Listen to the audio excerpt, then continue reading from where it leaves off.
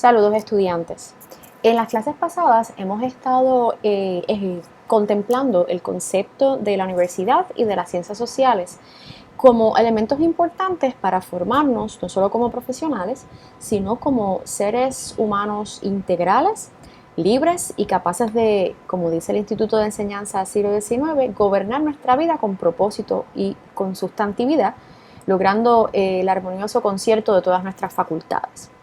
Y en la última clase un poco adentraba en el hecho de que a medida que las sociedades se van haciendo más complejas, con el paso del tiempo y los eventos históricos que van transformando y construyendo lo que hoy conocemos como la sociedad moderna, les mencionaba que a medida que eso ocurre, asimismo las destrezas, aptitudes, habilidades y capacidades para nosotros poder funcionar, y con esto introduzco un término de sociología, ¿no?, de funcionalismo, cómo podemos funcionar en sociedad.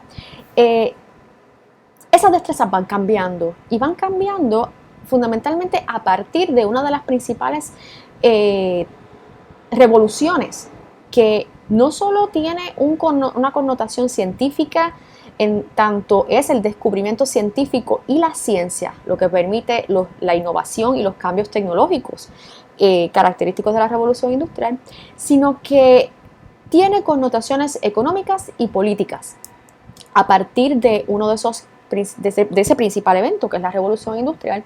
Nosotros no solo vamos a tener una nueva economía, vamos a tener una nueva sociedad, y esa revolución industrial será la base de lo que es el capitalismo y el capitalismo moderno, y por ende las sociedades industriales, que son las sociedades producto de dicha revolución industrial, sociedades en constante cambio y que van a estar determinadas fundamentalmente por criterios económicos, un tema que vamos a discutir más a fondo en la unidad de sociología.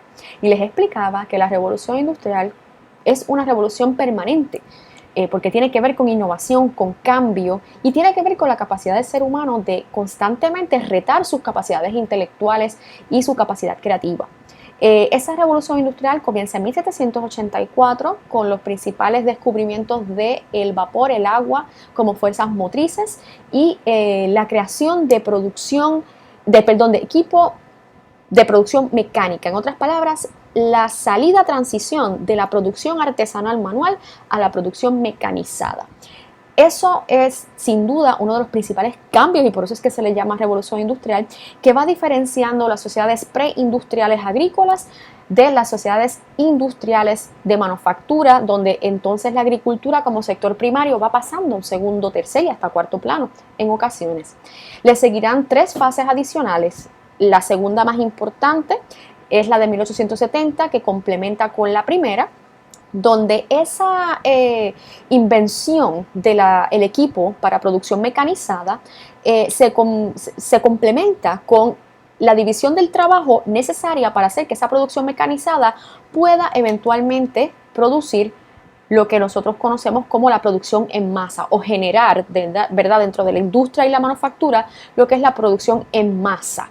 La producción artesanal y manual lo que nos va a llevar es a una producción muy limitada de bienes manufacturados, creados, producidos, pero la producción en masa permitirá una producción adicional, una producción en excedente, que será fundamental y clave en las estructuras del capitalismo, porque la producción en masa permite la producción en excedente, y el excedente permite la acumulación de capital y la acumulación de ganancia, criterios muy importantes en el capitalismo. Le seguirá muy tarde, luego, casi un siglo después,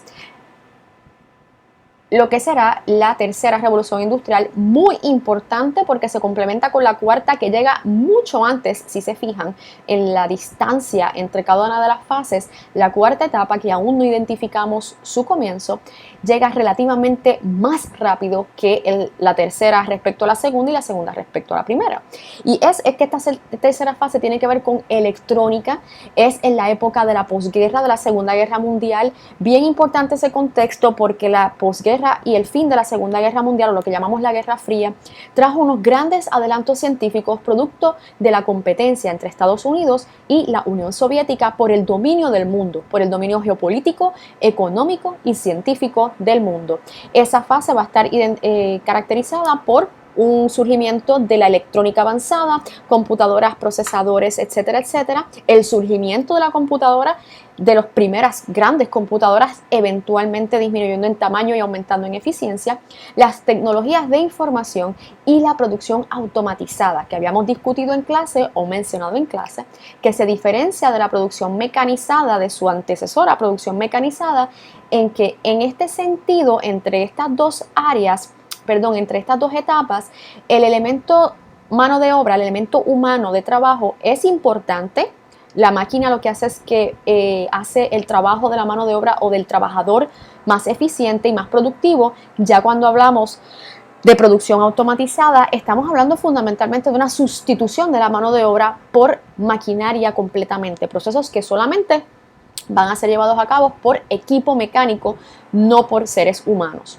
Y eso nos lleva entonces a esa cuarta etapa, que es la etapa de los sistemas ciberfísicos, una fusión de lo que es la tecnología electrónica, lo que son las tecnologías de información y la producción automatizada con los sistemas físicos, con los sistemas biológicos y humanos. Así que ahí vamos a tener nanotecnología, vamos a tener robótica, inteligencia artificial y otra serie de elementos que hasta este momento elevan el debate ya a un debate mucho más ético entre ciencia, tecnología, biología y humanismo.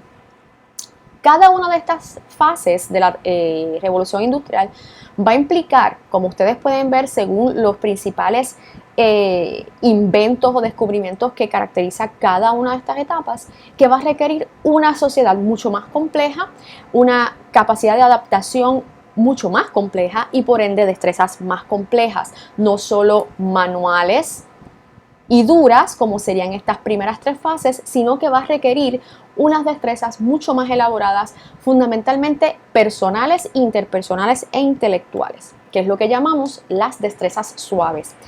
Quedamos entonces en esta última clase, la clase anterior a la que sustituye esta clase de esta semana, en ver cuáles son algunas de esas principales destrezas.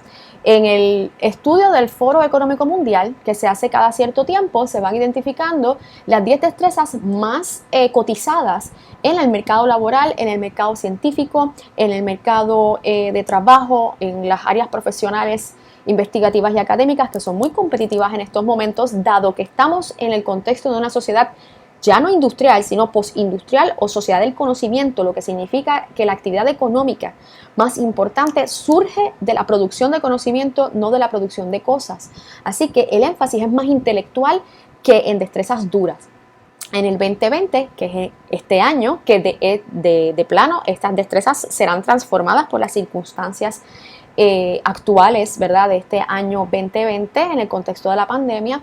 Las destrezas más cotizadas para el 2020 son la resolución de problemas complejos, pensamiento crítico, que está contenida en el sílabus de nuestro curso, creatividad, manejo de personal o de personas, en otras palabras, destrezas interpersonales, mucho trabajo que envuelve coordinación con otros. Para estas dos destrezas es que yo diseño en estas clases de CISO trabajos en grupo para aprender a coordinar, para aprender a negociar, para aprender a lidiar con distintos caracteres, distintos temperamentos que entonces nos permitan llegar a consensos.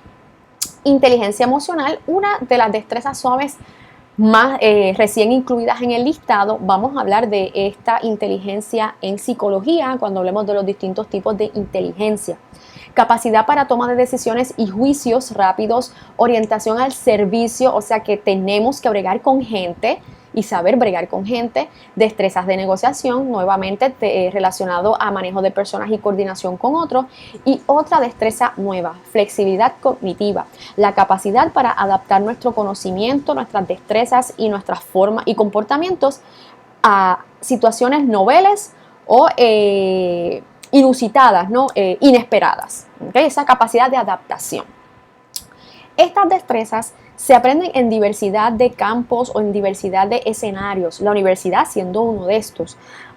Y Para ello es que tenemos clases como humanidades, ciencias sociales, filosofía, ética, bioética, entre otros, que van conjugando un conocimiento integral y multidisciplinario para la adquisición y desarrollo de estas capacidades. Así que, ¿para qué entonces las ciencias sociales? ¿Cómo obtenemos estas destrezas desde las ciencias sociales? Pues estudiando a los seres humanos.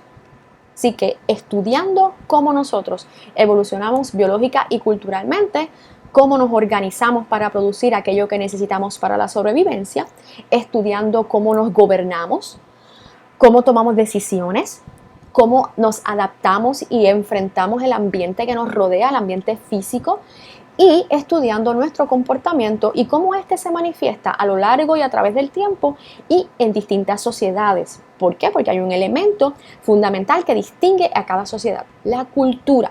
Vamos a aprender en esta clase una concepción mucho más compleja de lo que es cultura, más allá de la percepción que tenemos de que cultura es lo folclórico. Tenemos que hablar de lo cultural y de lo folclórico como dos cosas relacionadas, pero que tienen unas distinciones muy importantes. En estos 3 bullets que ustedes están viendo se resume casi fundamentalmente el cuerpo de conocimiento de las ciencias sociales. La evolución biológica y cultural del ser humano la estudia la antropología. El estudio de la organización para producir lo que necesitamos para la vida es el estudio de la economía. ¿Cómo nos organizamos para gobernarnos? Es el estudio de la política. ¿Cómo nos organizamos para tomar decisiones y gobernarnos? También tomar decisiones sobre gobernarnos también es parte de política. ¿Cómo estudiamos al ser humano en tanto nos adaptamos y nos enfrentamos al ambiente físico? Es el estudio de geografía, el estudio de nuestro comportamiento y cómo nosotros funcionamos en sociedad y de manera individual es el estudio de la sociología.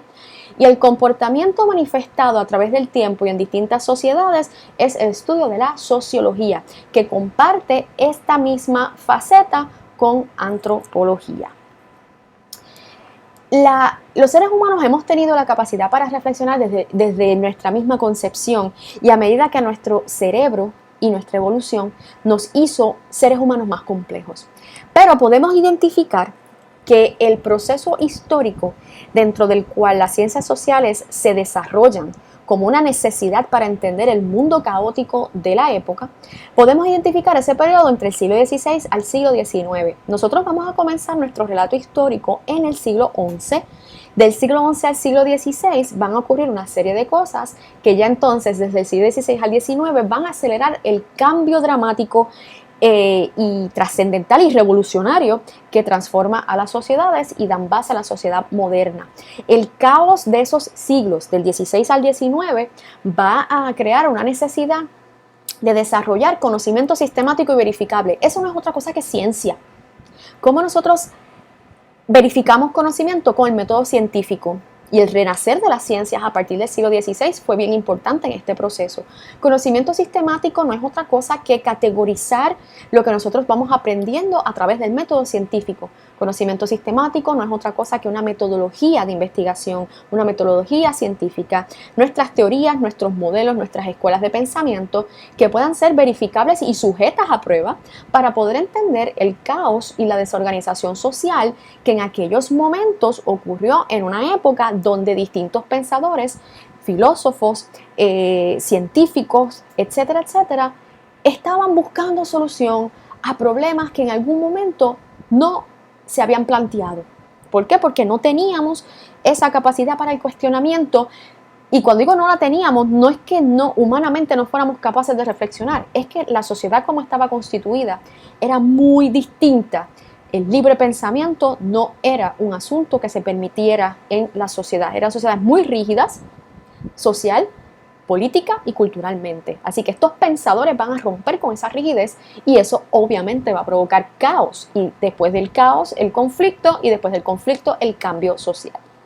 Así que, aplicando la metodología científica que las ciencias naturales comienzan a desarrollar a partir del siglo XVI, las filosofías, los pensadores y los filósofos van a comenzar a aplicar esa misma metodología al estudio de la sociedad como un sistema, como un componente, como una estructura con componentes que tienen funciones, que interactúan, tal y como interactúan los sistemas naturales. Así que las ciencias sociales son producto del mundo moderno, fundamentalmente del siglo XIX, finales del siglo XVIII, principios del siglo XIX, y su consolidación ocurre en el siglo XX.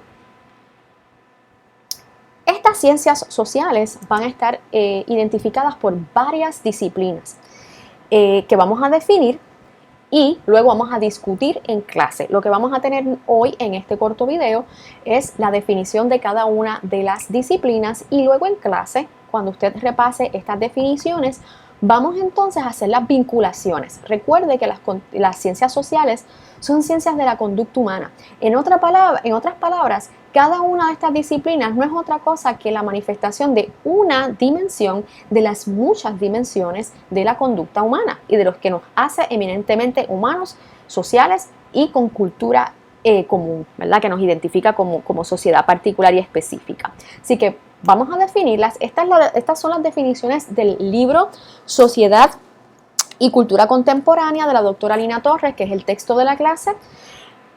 Pero en algunas de ellas yo voy a abundar con otros conceptos y voy a expandir dichas definiciones. Cuando hablamos de sociología, estamos hablando de la ciencia que estudia, de ciencia social, que estudia la vida en grupo, el origen y desarrollo de las sociedades, el comportamiento humano en situaciones sociales y los resultados de su vida en comunidad.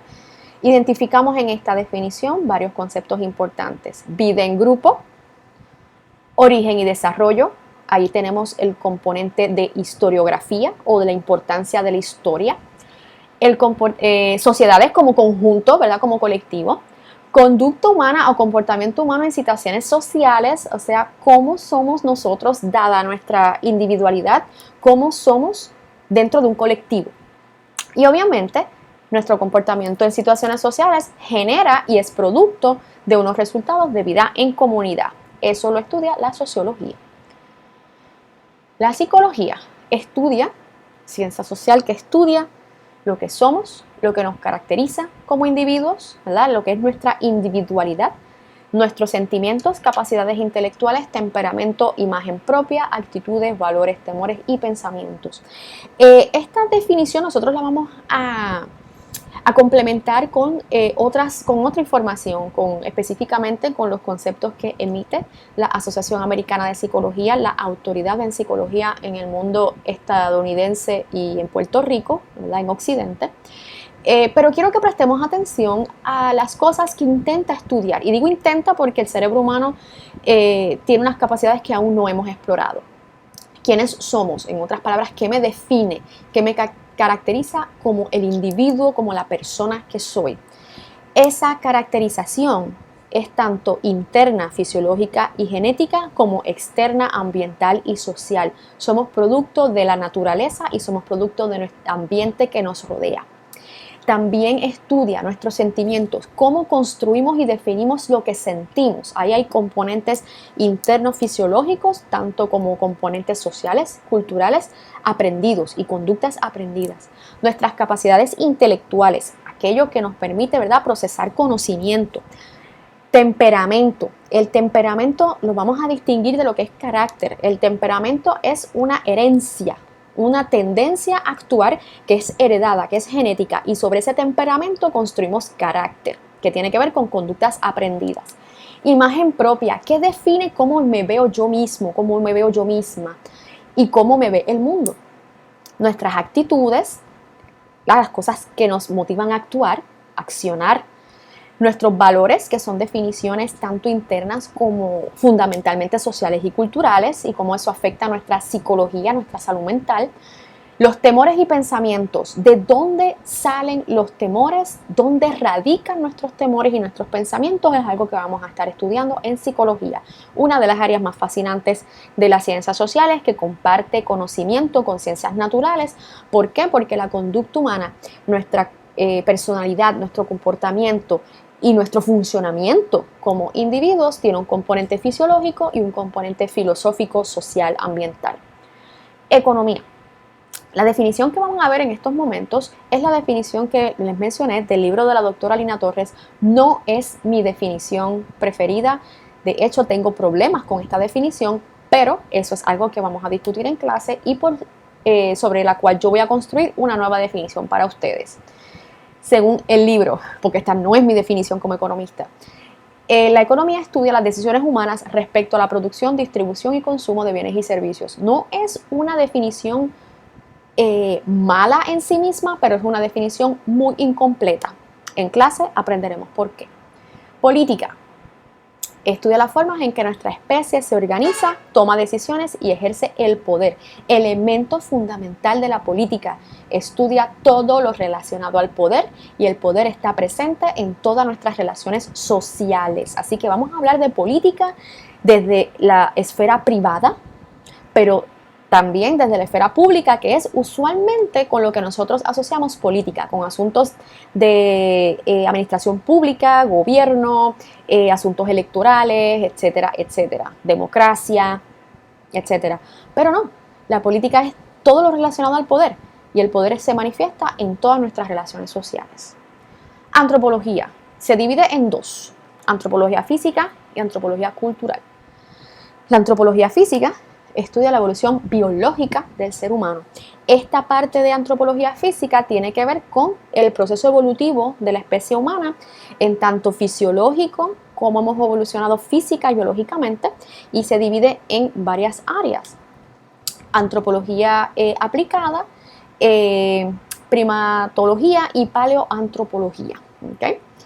Antropología cultural. Antropología cultural, ya usted se podrá imaginar con qué tiene que ver, con cultura. Y estudia el surgimiento y desarrollo de las culturas. Por lo tanto, el estudio de la evolución biológica y cultural del ser humano corresponde a antropología. Ahí vamos a ver áreas como antropología lingüística, antropología culinaria, antropología médica, varias cosas que tienen que ver con cultura, con formas heredadas de actuar y de conducir una sociedad y que identifican y son específicos de cada sociedad.